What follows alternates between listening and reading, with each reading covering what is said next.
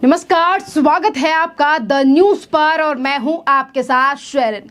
हर चीज और हर मुद्दे को लेकर प्रधानमंत्री नरेंद्र मोदी को जिम्मेदार ठहराने वाली ममता बनर्जी आज अपने ही भ्रष्टाचारी मंत्री, नेताओं और अधिकारियों के ऊपर तीखी बरसी है। जी हां, और इसी को लेकर भारतीय जनता पार्टी ने भी ममता बनर्जी के ऊपर साधा है निशाना, यानी कि ममता बनर्जी के बदलते हुए रवैये के ऊपर। जी हां, ममता बनर्जी ने कलकत्ता, सॉल्ट लेक और राजा राहट और अन्य स्थानों पर अवैध प्रवासियों को बसाने के लिए टीएमसी नेता और तमाम अधिकारियों के ऊपर फटकार लगाई है। और ममता बनर्जी ने कहा है कि ये शर्मनाक हो गया, इसे रोको, इससे कौन पैसे कमा रहा है। और इसी के साथ तमाम मुद्दों को लेकर अपने ही मंत्री विधायकों पर ममता बनर्जी जो है भड़की हैं और उन्होंने टीएमसी नेता सुरजीत घोष को भी लगाई है फटकार। देखिए, ये बदलते हुए तेवर के हर चीज को लेकर प्रधानमंत्री नरेंद्र मोदी या फिर राज्यपाल को लेकर हमेशा ही सवाल जवाब खड़े करने वाली ममता बनर्जी आज आखिरकार भ्रष्टाचार के मामलों को लेकर अपनी ही पार्टी के नेताओं को लेकर इस तरीके के बयानबाजी और उनके खिलाफ मोर्चा क्यों खोले हुए हैं। इसी को लेकर पश्चिम बंगाल में भारतीय जनता पार्टी के नेता राहुल सिन्हा ने ममता बनर्जी के ऊपर बड़ा हमला बोला है और उन्होंने कहा है कि ममता बनर्जी आने वाले विधानसभा चुनाव से पहले अपनी छवि सुधारने की कोशिश कर रही हैं। इसी के साथ सुनिए और क्या कह रहे हैं बीजेपी नेता राहुल सिन्हा ममता बनर्जी को लेकर।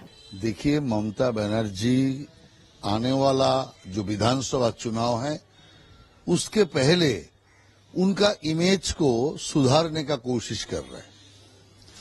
इसके पहले भी ऐसा बहुत आदेश दिया, कोई आदेश का कोई पालन नहीं हुआ। कारण ये लोग दिखाने के लिए आदेश है। कारण इतना साल से तो हम लोग देख रहा है, ये जो प्रशासनिक बैठक करके जो बड़ा बड़ा आवाज देते हैं, ये तो हम लोग 10 साल से देख रहा है। कोई पालन नहीं हो रहा है, कुछ नहीं हो रहा है।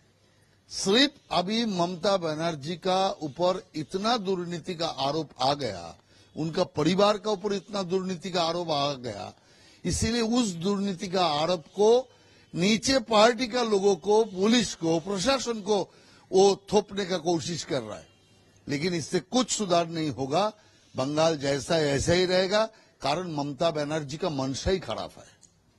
देखिए, सीधे तौर पर राहुल सिन्हा ने कह दिया है कि एक तरफ ममता बनर्जी अपनी छवि को सुधारने की कोशिश कर रही हैं और वो ये कह रहे हैं कि हम 10 साल से देख रहे हैं कि कैसे ममता बनर्जी प्रशासनिक बैठकें कर रही हैं और बड़े बड़े आदेश दे रही हैं, लेकिन कुछ भी लागू नहीं हो रहा है, सिर्फ बैठकें ही हो रही हैं।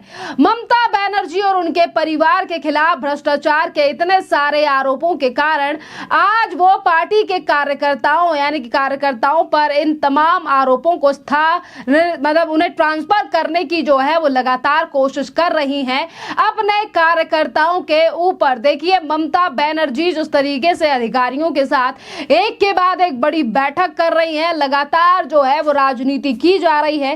पर आपके लिए बता दें कि आज ममता बनर्जी के इस रवैये को लेकर बीजेपी का साफ कहना है कि 2026 में आने वाले विधानसभा चुनाव को लेकर ममता बनर्जी अपनी छवि सुधारने की कोशिश कर रही हैं, क्योंकि पिछले दिनों लोकसभा चुनाव की बात करें, पंचायत चुनाव की बात करें या फिर पश्चिम बंगाल में हुए उपचुनावों की बात करें, इन चुनावों के दौरान कई ऐसे भ्रष्टाचार ममता बनर्जी की पार्टी, नेता, खुद उनके भतीजे अभिषेक बनर्जी के खिलाफ निकलकर सामने आए हैं। और वहीं दूसरी तरफ संदेश खाली जैसा मामला, जहां पर महिलाओं के साथ बदसलूकी, उनकी जमीनें लूटी गई और उनके साथ अत्याचार भी ममता बनर्जी की पार्टी के नेताओं के द्वारा किया गया।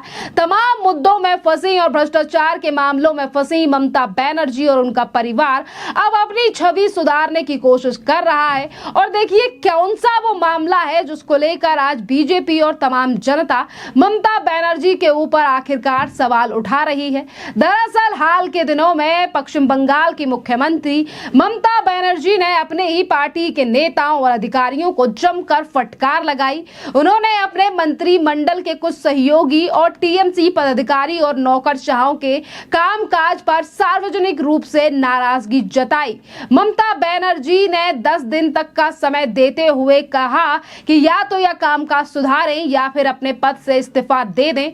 उन्होंने मंत्रियों से लेकर नौकरशाह या नगर पालिकाओं से लेकर राज्य शहरी विकास विभाग और पुलिस से लेकर जिला प्रमुखों तक सभी को आड़े हाथ लिया। ममता बनर्जी ने कहा कि आज मुझे बोलने और आपको सुनने का मौका है। लोकसभा चुनाव के परिणाम के 20 दिन बाद ममता बनर्जी अब एक्शन मोड में दिखाई दे रही हैं। ममता बनर्जी ने अपने 70 मिनट के भाषण में कई मुद्दों पर नाराजगी जताई। उन्होंने कहा कि जो भी वसूली करेगा या लापरवाही बरतेगा उसे पार्टी से बाहर कर दिया जाएगा। उन्होंने कहा कि मुझे वसूली करने वाले नहीं, जनता की सेवक करने वाले चाहिए।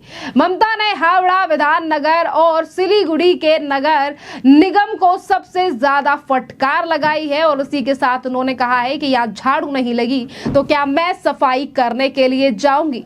आपके लिए बता दें कि सिर्फ अधिकारी ही नहीं बल्कि अपने विधायकों को भी ममता बनर्जी ने फटकार लगाई है। मुख्यमंत्री ममता बनर्जी ने अग्निशमन मंत्री और विधाननगर के विधायक सुरजीत बोस पर कलकत्ता के राजा राहट और सॉल्ट लेक सेक्टर 5 के बेवेल भवन के सामने अतिक्रमण को बढ़ावा देने का आरोप लगाया।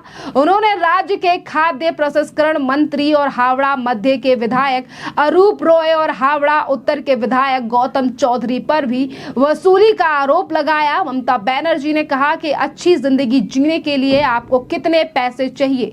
आप बड़ी बड़ी गाड़ियों में घूम रहे हैं, महंगे रेस्टोरेंट्स में खाना खा रहे हैं, सब ठीक है, लेकिन पहले आप जनता के बारे में सोचो। निविदा प्रक्रिया में भी बड़ा बदलाव करने की घोषणा ममता बनर्जी के द्वारा की गई है।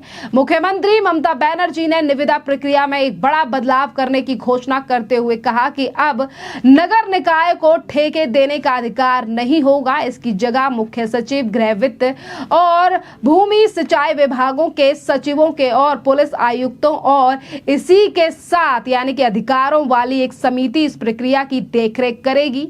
मुख्यमंत्री ममता बनर्जी ने कहा कि कुछ लोगों के गलत कामों की वजह से सरकार की छवि खराब क्यों हो? अगर मैं गड़बड़ी देख सकती हूं तो क्या आप नहीं देख सकते हैं? गंदी सड़कें क्यों हैं? क्या आप मुझे सड़कें जो हैं वो आकर साफ करनी पड़ेंगी? देखिए, अभी तक पश्चिम बंगाल में तमाम चीजों को अच्छी तरीके से बताने वाली ममता बनर्जी और ये कहने वाली कि पश्चिम बंगाल में तो भ्रष्टाचार ही नहीं है, पश्चिम बंगाल को तो भारतीय जनता पार्टी और उनके नेता बदनाम करने की कोशिश करते हैं, हमारे नेताओं को जेल में डालने का काम किया जा रहा है। पर आज वही मुख्यमंत्री किस तरीके से अपने नेताओं को लेकर खुलासा कर रही हैं कि किस तरीके से अतिक्रमण से लेकर तमाम चीजों को पश्चिम बंगाल में बढ़ावा दिया जा रहा है। खैर, देखना अहम रहेगा कि ममता बनर्जी ने 70 मिनट के भाषण में जनता के सामने ये तमाम चीजें कह तो दी, पर इन पर एक्शन लिया भी जाएगा या फिर नहीं, या फिर ये सिर्फ एक जनता के लिए एक जुमला है, इस पर भी नजर बनी रहेगी। क्योंकि भारतीय जनता पार्टी लगातार ममता बनर्जी के एक्शन और उनके द्वारा दिए गए बयानों पर हमलावर नजर आ रही है। क्योंकि राज्य में लोकसभा चुनाव के बाद अब जल्द ही शुरू हो जाएंगी विधानसभा की तैयारियां, क्योंकि आने वाले 2026 के शुरुआती महीनों में ही पश्चिम बंगाल में विधानसभा के चुनाव होने हैं। खैर, इस पूरे मामले पर आपकी जो भी राय हो आप हमें कमेंट कर जरूर बताइए। धन्यवाद।